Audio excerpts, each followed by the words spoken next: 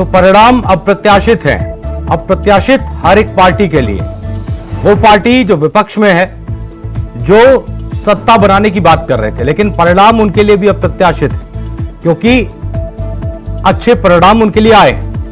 अप्रत्याशित परिणाम उनके लिए भी हैं जो 80 की 80 सीटें जीतने का दावा कर रहे थे और आधे से भी कम पर सिमट गए, और बल्कि जो विपक्षी गठबंधन था उससे कम सीटें लेकर आए। ऐसे में सवाल बड़ा है और उन सवालों के जवाब हम तलाशेंगे। हमारे साथ खास मेहमान मौजूद है। हमारे साथ इस वक्त प्रदीप बैस जी जुड़े हुए हैं, जो कि बीजेपी के नेता। आपका बहुत बहुत स्वागत है प्रदीप बैस जी। हमारे साथ डॉक्टर HN उपाध्याय हैं, प्रवक्ता है कांग्रेस के। आपका बहुत बहुत स्वागत है उपाध्याय जी। तो प्रदीप बैस जी, आपसे शुरुआत करूंगा। थोड़ी देर में हमारे साथ डॉक्टर SK दुबे जुड़ेंगे, समाजवादी पार्टी के प्रवक्ता है। संदीप वर्मा जुड़ेंगे, राजनीतिक विश्लेषक है। प्रदीप बैस जी, उत्तर प्रदेश के जो परिणाम है, सीधे सीधे आता हूं, ये आपके हक में नहीं रहे। जिस तरह से आपके दावे थे, आपके वादे थे, ऐसे में कोई कह रहा है कि दरअसल ये तो भीतरघात कर दिया गया, कोई ये कह रहा है कि ओवर कॉन्फिडेंस में थे। आप ही के नेताओं के ही बयान है, और मंथन अभी तक अपने अपने स्तर से हर कोई कर दे रहा है। आपको क्या लगता है? देखिए, हर व्यक्ति स्वतंत्र होता है। आपने उनका बताया कि उन्होंने किया क्या क्या। अभी 24 घंटे से भी कम समय हुआ है, इसको बहुत प्री मेच्योर होगा, क्योंकि अगर असली वजह नहीं पता लगेगी तो उसका सुधार नहीं किया जा सकता। तो पार्टी के जो नीति निर्णायक पदाधिकारी हैं वो उस पर मंथन करेंगे, विचार करेंगे, फिर मीडिया के समक्ष आ जाएंगे। लेकिन मेरा जो ग्राउंड लेवल पे जो मानना है, 2014 से लेकर 2022 तक उत्तर प्रदेश, खास करके पूर्वी उत्तर प्रदेश की राजनीति, जो कि जातिगत से हट करके एक लेवल ऊपर आ गई थी, इंडी गठबंधन उसको सफल रहा वापस जातिगत राजनीति में ले आने में। कुछ अफवाहें फैलाई गई, संविधान बचाने की बात की गई, और संविधान पता नहीं किसके खतरे में था, ये नहीं समझ में आया अभी तक। लेकिन देखिए, ये जो विभाजन हुआ, जो जाति से पहले मत पड़ा करते थे, वो बीच में बंद हुए, फिर से इस चुनाव में हुए, वो सबसे बड़ा कारण है। नहीं, ठीक है प्रदीप जी, आपकी बात ठीक है यहाँ पर, लेकिन दो तीन चीजें ऐसी हैं जिन पर अगर बात की जाए कि आप संविधान की बात कर रहे हैं, विपक्ष ने आरोप लगाए थे संविधान खतरे में है, और जनता ने उन पर भरोसा कर लिया, लेकिन आप इस बात का खंडन तो नहीं कर पाए, जनता के सामने ये मैसेज नहीं दे पाए कि ऐसा नहीं है। और आप दे भी अगर रहे थे तो आप सही तरह से नहीं दे पाए, जनता भरोसा नहीं कर पाई, विपक्ष की बात पर जनता ने भरोसा कर लिया। इसके अलावा एक अहम बात और है, वो बात ये अरविंद केजरीवाल के द्वारा कही गई, दो लोगों को लेकर कही गई। उन्होंने एक दावा किया नरेंद्र मोदी को लेकर कि ये प्रधानमंत्री बनेंगे ही कहां, क्योंकि ये बीजेपी की जो गाइडलाइन है उम्र को लेकर, उसके अनुसार अब ये फिट नहीं है। दूसरी दावा किया उन्होंने मुख्यमंत्री योगी आदित्यनाथ को लेकर, उन्होंने कहा कि ये तो हटाने वाले हैं। एक का खंडन तो कर दिया गया मोदी जी वाला, लेकिन योगी जी वाला खंडन किसी बीजेपी के बड़े नेता की तरफ से किया नहीं गया, कोई सामने नहीं आया। यह भी एक बड़ी नाराजगी है जनता की उत्तर प्रदेश की। आप मानते हैं ऐसा? अरे किन किन अफवाहों का खंडन किया जाएगा सर? ये पूरी अफवाह मात्र है। हमारी काडर बेस्ड पार्टी है। अगर कोई परेशानी होती है तो हमारे पास पर्याप्त वो मॉड्यूल अवेलेबल है, जिनके थ्रू कोई भी कार्यकर्ता संगठन में अपनी बात को रखता है, उठा सकता है, और रखा भी है। लेकिन अगर इस तरह से कहा जाए तो ये थोड़ा सा मुझे जो है उचित नहीं लगता कि भाई हमारा इंटरनल मामला, हम काडर बेस्ड पार्टी कोई परिवारवाद या क्षेत्रवादी या भाषावादी पार्टी तो है नहीं। इसके पहले भी ऐसी बातें हुई है, लेकिन कभी वो बाहर नहीं आए। पर अरविंद केजरीवाल जी, अब देखिए क्या है कि उनके तो कार्यकर्ता उन्हें प्रधानमंत्री पद का उम्मीदवार भी बना रहे थे, केवल 22 सीटों पर लड़ा करके। तो आज क्या गति, क्या स्थिति है, मुझे ऐसा लगता है कि जनता ने अपना मत दे दिया है। हम अभी भी सबसे बड़ी पार्टी है ही नहीं। आप बड़ी पार्टी तो है, मेरा वही कहना था कि विपक्ष की बातों में जनता आ गई, ऐसा ठीक है, लेकिन आपकी जिम्मेदारी थी उन बातों का खंडन करना, अपना संदेश सही तरह से जनता के सामने पहुंचाना। निश्चित तौर पे इसका आत्ममंथन होगा, और इस पे जो आगे किया जा सकता है वो निश्चित तौर पे किया जाएगा। लेकिन अब एक भ्रम फैलाने में सफल रहा विपक्ष, और उतना करने के बाद भी 99 के मतलब दहाई का आंकड़ा पार नहीं हो पाया। वो खैर उनके लिए है, वो अपना आत्ममंथन करेंगे, इसके लिए जो भी करें वो। लोकतांत्रिक व्यवस्था में विपक्ष भी अपनी बात कहता है और उसको जनता मानती है। ये तो सिद्ध हो गया, कम से कम ईवीएम को गाली नहीं मिल रही है, 24 घंटे से ज्यादा हो गए, अन्यथा कुछ और भी बातें हो सकती थी। ईवीएम की इज्जत बच गई, ये एक हर्ष का विषय है, इस पर भी ध्यान आकर्षण होना चाहिए सभी का। नहीं बिल्कुल, ये तो होना ही चाहिए प्रदीप बैस जी, क्योंकि हालांकि कुछ लोग जुड़े थे कल भी जब चर्चा हम लोग कर रहे थे इसको लेकर, तब उनका ये कह रहा था कि जितनी अभी सीटें कम रह गई हैं ये ईवीएम की वजह से कम रह गई हमारी। ये तो ऐसा नहीं है कि आरोप नहीं लग रहे हैं, लेकिन दरअसल मेरा मानना ये है कि आप जिस मजबूत सरकार की बात कर रहे थे प्रदीप जी, वो फिलहाल मजबूत सरकार आपके पास नहीं है, और वो इस वजह से नहीं है क्योंकि दरअसल विपक्ष की बातें जो है वो जनता के सामने आसानी से पहुंची और जनता ने समझ लिया। आपकी बात उनके समझ में शायद कम आई। ये तो समय बताएगा कि कमजोर सरकार है या मजबूत सरकार है। बिल्कुल, अभी उस पर जल्दीबाजी होगी कहना। लेकिन मैं आपको आश्वासन देना चाहता हूं कि सरकार के सुचारू विकासवादी कार्यों, सुरक्षा और प्रगति पे कोई कमी नहीं आएगी, वो यथावत चलती रहेगी। मैं इस बात से भी थोड़ी सी प्रसन्नता व्यक्त कर सकता हूँ कि कम से कम विपक्ष के लिए एक दल मिल गया। विपक्षी अब देखते हैं इनके कारनामे कैसे होंगे, बीते 10 वर्षों के तो ठीक नहीं है, लेकिन सदन में वो देखिए जनता को और अच्छी तरह से समझ में आएगा। मजबूती के साथ तो आ ही रहे हैं वो। खैर अब बड़ी बात यह, doctor H N Upadhyay ji, सबसे पहले तो बधाई हो आपको। आप सरकार बनाने की स्थिति में नहीं है लेकिन मजबूत है, और पहले से काफी ज्यादा मजबूत है। अब आप संसद के अंदर जो है अच्छी तरह से अपनी बात रख सकते हैं, बात बात पर आपको वॉकआउट जो है वो नहीं करना पड़ेगा, आप चाहे तो अपनी बात जो आसानी से रख दें। और दूसरा सवाल प्रदीप जी जिस बात का जिक्र कर रहे थे, ये जो ईवीएम वाली बात थी, ये भी हालांकि अच्छी बात है, आपने सुधार किया, कम आई बात जी। अजितेश जी आपको बहुत बहुत धन्यवाद, और आपको भी बधाई दे रहा हूं कि हमारा लोकतंत्र का चौथा स्तंभ है। उम्मीद करता हूं धन्यवाद कि मीडिया और पत्रकार बंधुओं का भी शोषण नहीं होगा, उन पर भी किसी प्रकार का जोर जबरदस्ती या दबाव नहीं दिया जाएगा, जो कि आदरणीय राहुल गांधी जी की सोच पहले से ही रही है। जहां तक आप बात कह रहे हैं, ये विषय नहीं है कि हम सरकार नहीं बना सकते हैं, अभी हम सरकार बना सकते हैं। उनको भी बहुमत नहीं मिला है अकेले, हम लोगों को भी भाई मिलजुल कर नहीं मिला है, लेकिन जब मिलजुल कर ही सरकार बनाना है तो एक दो लोग और भी बढ़ सकते हैं, उसमें क्या है। जहां तक चंद्रबाबू नायडू जी की बात है, उनके राज्यसभा के सदस्यों को अभी इन्होंने पीछे तोड़ा है, अपने पार्टी में मिला लिया, ईडी की रेड डलवाई, गिरफ्तारी करवाई, तो ये सब। और कब उनकी पार्टी या अपने घटक दलों को चुनाव तो उन्हीं के साथ मिलकर लड़ रहे थे ना, इंडिया लाइंस में थोड़ी ना थे। अरे चंद्रबाबू नायडू ना नीतीश कुमार। अरे भैया, नायडू जी तो कह रहे थे कि मुस्लिम आरक्षण को हम बचाएंगे, ये जवाब दें प्रदीप भाई कि क्या करेंगे जो प्रधानमंत्री जी जाके कह रहे थे। ये तो आपको भी पता है ना, ये तो आपको भी पता है कि कुछ भी खतरे में नहीं था, वो तो एक मुद्दा था, ये आप भी तो जानते हैं ना। तो अब तो चुनाव खत्म हो गया, ये अभी विषय है ही। अजितेश जी ये कह रहे थे कि आरक्षण SC/ST आदि का छोड़कर मुसलमानों को दे देंगे, जो पहले से मिला हुआ है, संविधान के तहत मिला हुआ है।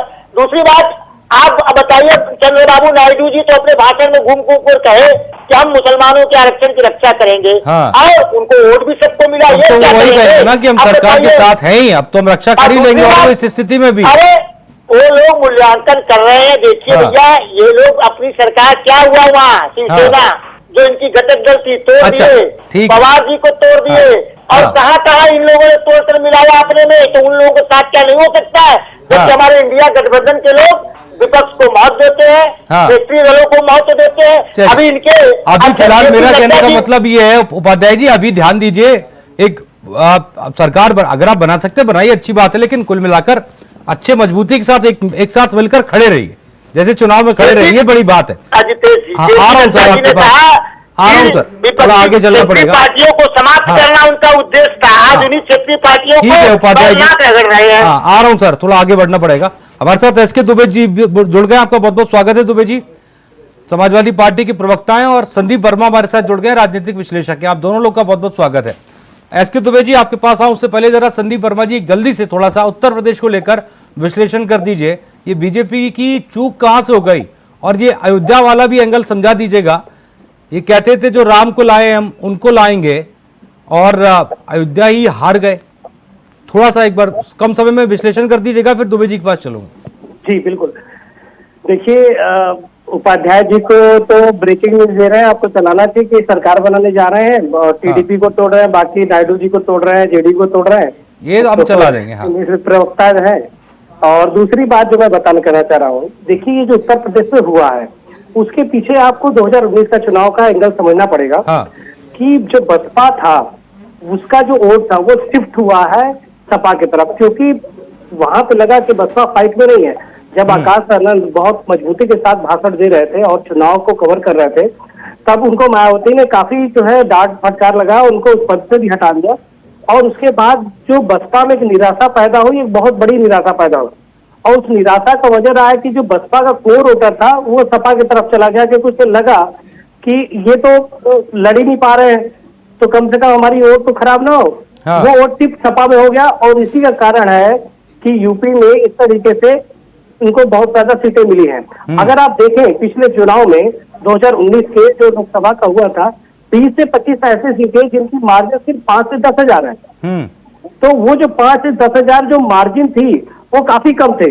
हाँ। और उस मार्जिन का फायदा इनको मिला कि बसपा को शिफ्ट हो गया। ठीक है। और जब बसपा को शिफ्ट हो गया तो उनको उसका फायदा मिला। हाँ। यही सेम अयोध्या के साथ भी हुआ है। हाँ। आप जब देखिए पिछले त्रिकोणीय मुकाबला थी जब फैजाबाद में अयोध्या के अंदर, तो भी ऐसे ही त्रिकोणीय मुकाबला में वहां पे जीते थे ये लोग। हाँ। अब त्रिकोणीय मुकाबला होके अब सिर्फ 2 लोग में फाइट हो गई और एक वोट पूरा शिफ्ट हो गया। हाँ। आप देखिए, मैं पर्टिकुलर जाति की बात नहीं करूंगा, लेकिन अल्पसंख्यक समुदाय का पूर्ण जो वोट है जो बसपा में सपा में बढ़ता था वो एक तरफ सपा की तरफ गया है, क्योंकि अल्पसंख्यक समुदाय ने सोच लिया तो जाहिर सी कि बात है हमारा सर, वोट खराब नहीं होना चाहिए। जब पूरा चुनाव ही हिंदू मुसलमान मंगलसूत्र पर होगा तो क्या होगा? जी बिल्कुल, मैं वही कह रहा हूँ। जातिवाद एक इतना बड़ा फैक्टर था कि पहले चुनाव विकास में हुए हैं, हाँ। उससे पहले भी चुनाव विकास में हुए, अब विकास को लोग छोड़ के हाँ। जातिवाद फैक्टर एक बड़ा रोल अपना है। जो उत्तर प्रदेश में कहा जाता था कि जातिवाद पे ही उत्तर प्रदेश निर्भर करता है, हाँ। अब लगा कि जातिवाद खत्म हो जाएगा 2022 में, लेकिन फिर हाँ। ऐसा दौर आ गया जातिवाद का कि ठाकुर ब्राह्मण क्षत्रिय और हाँ। हिंदू मुस्लिम ये सब होने लगे। ठीक है, आपके पास आ रहा हूं। एसके दुबे जी हमारे साथ जुड़ गए हैं। दुबे जी, सबसे पहले तो बहुत बहुत बधाई भाई। अगर आप मेरी बात से सहमत होंगे तो देखिए, दरअसल अखिलेश यादव के हाथ में भले ही समाजवादी पार्टी की बागडोर रही, 2012 में वो मुख्यमंत्री बने उत्तर प्रदेश के, लेकिन और बीच बीच कई दौर उन्होंने देखे जिसमें कई जगह, ज्यादातर जगह जो है वो खुद को सफल साबित नहीं कर पाई। पहला मौका है उनके राजनीतिक इतिहास में, करियर में, कि उन्होंने अकेले अपने दम पर, अपनी रणनीति पर खुद को नेताजी साबित कर दिया है। देखिए, ये पहला मौका नहीं है। हाँ। 2012 में अगर सरकार बनी थी तो माननीय राष्ट्रीय अध्यक्ष जी के कारण ही बनी थी। हाँ। इसको कोई भुला नहीं सकता है, क्योंकि उन्होंने जब साइकिल यात्रा, रथ यात्रा निकाली तो उसमें जो अपार जन समर्थन मिला था, तभी हाँ। हम 2012 में हाँ। सत्ता में पहुंचे थे। लेकिन ठीक है, उस समय नेताजी का आशीर्वाद था, पार्टी काफी मजबूत थी। बीच में परिस्थितियां ऐसी हुई जिसके कारण हम थोड़े परेशानी हमें सामना देखना पड़ा। लेकिन ये उन लोगों के मुंह पे तमाचा है जो ये बोलते थे कि सपा बसपा दोनों गई, कहानी पूरी हो गई, ये तो अंदर ही एसी में बैठ के राजनीति करेंगे, बाहर पब्लिक सुनते नहीं है, ये है वो है, तमाम आरोप लगाते थे। लेकिन ये बात तब ये भूल गए थे कि 47 सीट वाली समाजवादी पार्टी विधानसभा में 111 हो जाती है। हाँ। जब मैं सीट में लेता हूँ उसकी चर्चा नहीं होती है, लेकिन सत्ता में जो आता है दोबारा उसकी चर्चा होती है। कोई बात नहीं, चलता है। लेकिन अभी हम कितना गुना 9 टाइम्स, अगर आप 5 सीट हैं। हाँ। और 8 45 1 टाइम्स लगभग, और हमारा बढ़ोतरी हुआ है। और उसके बाद ये लोग अभी बिल्कुल एकदम, अब इनके चेहरे आप देखिए। सबसे बड़ी बात यह है कि इनके आप चेहरे देखिए। कल शायद आपके भी चैनल पे आए होंगे, और कल हम कई चैनलों पे थे, तो इनके चेहरे ऐसे मायूस हो गए थे, क्योंकि इनको तो 400 ख्वाब में आ रहे थे। नहीं, हमने तो खैर सर, हमने तो ये चुनाव पहली बार ऐसा चुनाव देखा दुबे जी, जिसमें हर पार्टी के कार्यालय पर पटाखे फूटे हो रहे थे और मिठाई खिलाई जा रही थी एक दूसरे को। ये पहला चुनाव था जिसमें हर पार्टी खुश थी। बिल्कुल सही कह रहे हैं। सरकार भी खुश थी, मतलब जो बीजेपी के गठबंधन, और भले ही इनकी खुशी कम हो गई लेकिन हर तरफ खुशियां थी। पहला चुनाव था। नहीं, जनता ने एक चीज कि अहंकार रावण का भी नहीं रहा। तो माननीय प्रधानमंत्री जी, आप भी अहंकार मत करिए। हाँ। और आप एनकाउंट करोगे तो हम तोड़ देंगे। हाँ। तो उनने एनकाउंट तोड़ दिया। इसी से आपने याद किया, आपने राम जी का जिक्र और किया। यहाँ हाँ। देखिए हाँ। कितने संजय बने। हाँ। ये ऐसे ही नहीं हुआ। हाँ। इन्होंने बोला, इनके राष्ट्रीय अध्यक्ष ने, अरे वो कृष्ण मंदिर मथुरा हमारे उसमें है ही नहीं। भगवान ने बोला कि चलो तुम हमें निगलेक्ट कर रहे हो, हम तुम्हें ही निगलेक्ट कर देते हैं। हाँ। उन्होंने कहा हम अपने वंश में ही जाते हैं। हाँ। और भगवान अपने वंश में वापस आ गए और चलिए। उन्हें बम पर जीत दी है। हाँ। दूसरा, हाँ हम राम को लेके आए हैं। हाँ। अरे तुम्हारी बुद्धिहीन हो गई हो, तुम लोगों को इतना अकल नहीं है। माँ सरस्वती इनके जीवान पे बैठ गई और सब विनाश किया। अरे तुम कभी इंसान कभी भगवान को ला सकता है। हाँ। अरे तुम बोलते ठीक है, हमसे जितना हुआ हमने भगवान के मंदिर के लिए किया है। हाँ। और इसमें संदीप वर्मा जी, एक सेकंड में प्रदीप भाई जी के पास चलूंगा जरा। हाँ हम भगवान को लेके आए। हाँ। दूसरा, तीसरा अहंकार देखिए आप। तीसरा, जिस आरएसएस ने बढ़ाया, पोसा, पाला, बड़ा किया, हाँ। तो तुम बोलता है मुझे तुम्हारी जरूरत नहीं है, हाँ। हम खुद सक्षम हो गए। आरएसएस के कार्यकर्ता ने बोला अच्छा तुम बहुत बड़े हो गए हो, चलो तुम्हें हम सबक सिखाते हैं। फटाक सीना आरएसएस ने भी सबक सिखाया। ठीक है सर, जवाब ले लेता हूँ। महंगाई, एक मिनट हाँ। और हाँ। महंगाई चरम सीमा पे थी। सर, और समय- इनको समय की कमी, राष्ट्र सर। बनाना था। हाँ। विकसित, अरे जिस राष्ट्र में हाँ। 85 करोड़ लोग, तुम 5 किलो अनाज दे रहे हो, हाँ। भिखारी बना दिया हो हाँ। तुम लोगों ने। हाँ। वो बेचारे अपने स्वाभिमान के लिए लड़ाई तो लड़ेंगे ना। ठीक है सर, जवाब मुझे प्रदीप भाई जी जवाब दे दीजिएगा इन बातों का, और इसमें अयोध्या को ऐड कर लीजिएगा, क्योंकि अयोध्या में भी बीजेपी की बड़ी हार है जो सबसे ज्यादा चर्चा में उत्तर प्रदेश में। बिल्कुल, मैं इनसे दुबे जी से कहना चाहूंगा। संदीप जी आ रहा हूं, एक सेकेंड आ रहा हूं, संदीप जी आ रहा हूं जरा। प्रदीप जी से मैंने पूछा है, ये जो जिन बातों का जिक्र कर रहे हैं एसके दुबे जी, प्रदीप बैस जी, इसमें अयोध्या को भी ऐड कर लीजिए, जवाब दे दीजिए। उसके बाद संदीप जी आपके पास आ रहा हूं फाइनल कमेंट के लिए, फिर उपाध्याय जी आपके पास। मेरी आवाज आ रही है आपको? जी आ रही है प्रदीप भाई जी, आ रही है आवाज। सर देखिए, शुरू में मैंने बोला कि वो जो जातिगत चुनाव जो 14 से लेकर के 22 तक नहीं हुए, जनता ने जाति के आधार पर वोट नहीं दिया था। हाँ। इस बार जाति के आधार पर वोट पड़ा है, और वो सबसे बड़ा दुखद कारण है जिससे कि हमारी इतनी सारी सीटें गई हैं। बाकी समाजवादी पार्टी, आपने एक बात बताई कि अखिलेश जी ने उसके पहले अपने पिताजी के सानिध्य में सारे चुनाव लड़े और वो सफल हुए। शायद इस बार भी होंगे, लेकिन क्या पूछिए, वैसे तो ऐसा होने जा रहा नहीं है, लेकिन क्या कांग्रेस के लोग अखिलेश जी को अपने गठबंधन का मुखिया स्वीकार करेंगे? इसी से पता लग जाएगा कि क्या स्थिति है। बहरहाल जो बाकी वोट टर्न आउट नहीं हुआ, वो अयोध्या की सीट पे वो जो जातिगत, अगर आप माने इस बात को, तो वो जो वोट, जो संविधान बचाने का भ्रम और वो जो पैसे का लालच और प्लस जाति में बांटना, एक बहुत बड़ा मुख्य कारण है। आप तो सर कह रहे थे ना, आपके तमाम कार्यकर्ता हर जगह कह रहे थे जो राम को लाए हम उनको लाएंगे, तो ये संविधान वाला मुद्दा भारी पड़ गया ना उस चीज पर सर।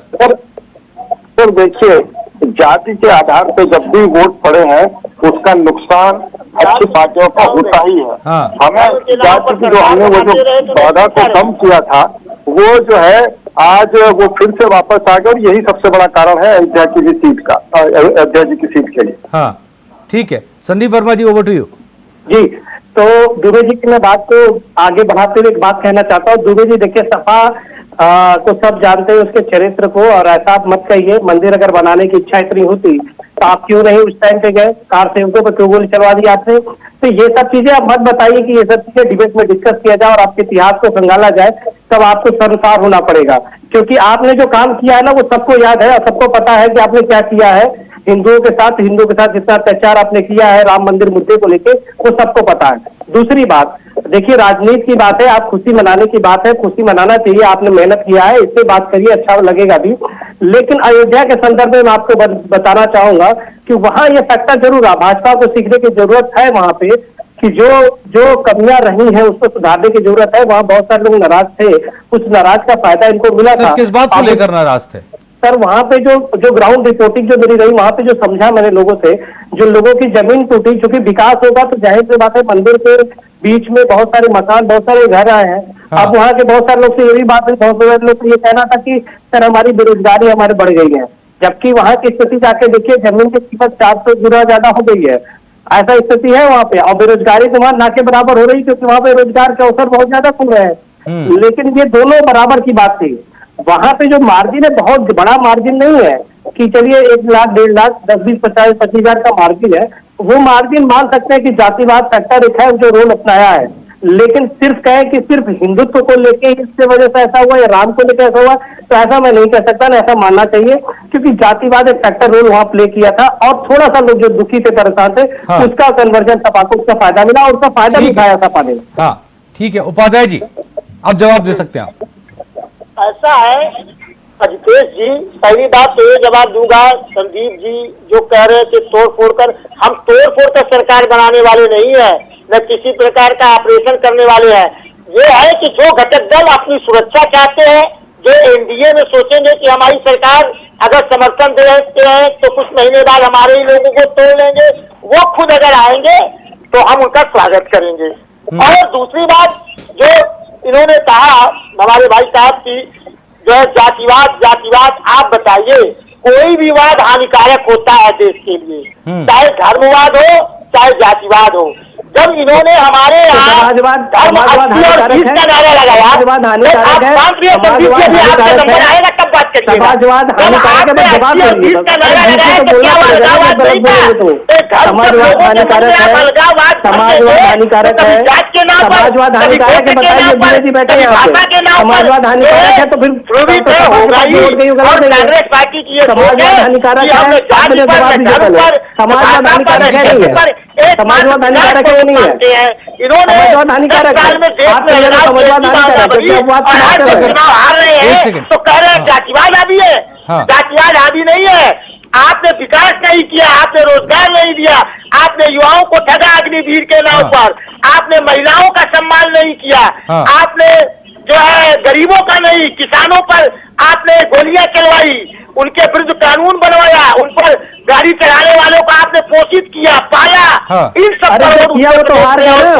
अरे आप अच्छा करिए, उत्तर प्रदेश में और हमारा जो घोषणा पत्र है उसको जनता ने स्वीकार किया है और पूरा भरोसा किया था कि आदरणीय राहुल गांधी के नेतृत्व में इनके सभी घटक दल मिलकर इस घोषणा पत्र न्याय पत्र को लागू करेंगे। ठीक है उपाध्याय जी, आ रहा हूं आपके पास, आ रहा हूं। दुबे जी, आप अहम सवाल ये कि यहां से अगला जो रोल है समाजवादी पार्टी का इंडिया गठबंधन के अंदर किस तरह का होने वाला है और अगला स्टेप जो होगा वो क्या होगा? अभी अगर हमारी कोशिश रहेगी कि हम सरकार बनाएं, सभी लोगों से बातचीत होगी, अगर परिस्थितियां ऐसी बनती हैं कि जहां सरकार बनाने में हमें आसानी हो जाएगी और बात बन जाएगी तो हम सरकार फॉर्म करेंगे, और अगर परिस्थितियां ऐसी नहीं बनती हैं तो हम एक मजबूत विपक्ष के तौर पर अपना धर्म निभाएंगे, इसमें कोई दिक्कत नहीं है। और सरकार की जो नीतियां हैं जो जनता के फेवर में है हम उनकी तारीफ करेंगे, और जो जनता के फेवर में नहीं है हम बेशक उनके लिए संघर्ष करेंगे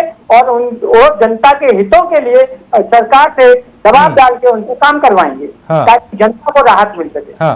संदीप जी, एक और चीज पूछना चाह रहा था, एक राजनीतिक विश्लेषक के तौर पर बताइए, ये जो लोकसभा चुनाव हुआ है, क्योंकि उत्तर प्रदेश की अगर हम बात करें, अब जो अगला चुनाव होगा उत्तर प्रदेश में वो विधानसभा चुनाव होगा, इस चुनाव का असर और जो खास तौर पर बीजेपी को डैमेज हुआ है उस डैमेज को कंट्रोल विधानसभा चुनाव तक कैसे करना होगा इनको? बिल्कुल, देखिए मैं मानता हूं कि बीजेपी के संगठन में थोड़ा सा कुछ बदलाव की जरूरत है। दूसरी बात की जो जातिवाद जो फैक्टर था, कुछ समाज के लोग नाराज थे जिनका इनको इफेक्ट पड़ा, इनको संभालने की जरूरत है। देखिए बेरोजगारी आपके भी कई बार जो है एक पोल में दिखाया गया कि बेरोजगारी का मुद्दा है, इस पे भी थोड़ा काम करने की जरूरत। 2-3 ऐसे बिंदु है जो अगर भाजपा काम करेगा 1 से 2 साल के अंदर तो 2027 में अच्छा कर पाएगा और अच्छा करेगा भी, ऐसा मैं उम्मीद भी करता हूँ। बाकी पार्टियां भी अच्छा करेंगी, लेकिन ये जो अहम बिंदु है बेरोजगारी और समाज में जो जाति के लोग नाराज है और बाकी जो है विकास को लेकर जो उनके वादे हैं इनको समय पे पूरा करे और जनप्रतिनिधि जो चुने, जनप्रतिनिधि जो वो जनप्रतिनिधि जनता के बीच में भी ज्यादा जरूरी है। संदीप जी, एक सेकंड में आपके पास आ रहा हूं। चलिए बिल्कुल, आप चर्चा आगे बढ़ाएंगे। और यहाँ पर अब संदीप जी, यहाँ पर चूंकि कुछ टेक्निकल प्रॉब्लम हो गई, बयान नहीं सुन पाए। अब जब चर्चा आगे बढ़ाते हैं और प्रदीप बैस जी आपके पास आता हूं, तो यहाँ पर आपसे भी मेरा सवाल ये होगा कि दरअसल जब हम बात उत्तर प्रदेश की कर रहे हैं और विधानसभा चुनाव होना है, तो ऐसे में जरूरी है कि जल्दी से सही मंथन हो भारतीय जनता पार्टी के अंदर और उस चीज पर फोकस किया जाए कि गलती कहां रह गई। देखिए, अयोध्या एक ऐसा मसला था जो भारतीय जनता पार्टी के लिए एक बड़ा मुद्दा था, एक आपकी बड़ी सफलता भी थी, जिसे तमाम लोगों ने तारीफ भी की, लेकिन चुनाव के समय वो जो रिस्पांस मिलना चाहिए था वो नहीं मिला। और अब चूंकि अभी अगला चुनाव जब उत्तर प्रदेश में होगा तो विधानसभा चुनाव होगा। हमारी पार्टी जो काडर बेस्ड पार्टी है, इस पर आत्ममंथन करेंगे, हम समीक्षा करेंगे और जो त्रुटियां हुई हैं उनको न दोहराया जाए, ऐसा पूरा 100% प्रयास रहेगा। और देखिए क्या है ना कि ये जो रिजल्ट है राजनीतिक व्यवस्था में, लोकतांत्रिक व्यवस्था में सभी के लिए एक शॉकर आता है, एक रोड स्पीड ब्रेकर आता है, तो हम भी उसको सकारात्मक रूप में ले रहे हैं। हमारी सरकार बन रही है, लेकिन हमें जो जिस प्रकार के परिणाम उत्तर प्रदेश से मिले हैं वो निश्चित तौर पे एक रेड फ्लैग है और उससे पूरी तरह से पार्टी इस पे काम करेगी और हम इसको जो है न दौड़ाई जाए ऐसा पूरा प्रयास है। चलिए, बहुत बहुत शुक्रिया प्रदीप भाई जी आपका हमारे साथ जुड़ने के लिए। उपाध्याय जी आपका भी बहुत बहुत शुक्रिया, और दुबे जी आपका भी बहुत बहुत शुक्रिया, और आशीष जी आपका भी बहुत बहुत शुक्रिया हमारे साथ खास चर्चा में जुड़ने के लिए। तो जाहिर सी बात है, लोकसभा चुनाव के परिणाम भारतीय जनता पार्टी के लिए उत्तर प्रदेश के पक्ष में नहीं रहे, लेकिन वही समाजवादी पार्टी की बात करें तो एक बम्पर जीत उत्तर प्रदेश में हासिल की है। सवाल यह है कि इस हार और जीत के बीच में छुपाए मंथन दोनों ही तरफ के लिए, क्योंकि एक को पूरी सफलता नहीं मिली और एक को सफलता मिली ही नहीं। तो इसके बीच में जो मंथन है उसको करने की जरूरत है, क्योंकि चुनाव जीतना है। राजनीति भी यही कहती है कि मंथन पहले, उसके बाद इंप्लीमेंट। आगे आप सभी समझदार हैं। हमारी खास चर्चा में आज इतना ही। ना स्याही के दोस्त, ना सफेदी के दुश्मन, हमें आईना दिखाना है, दिखा देते हैं। नमस्ते।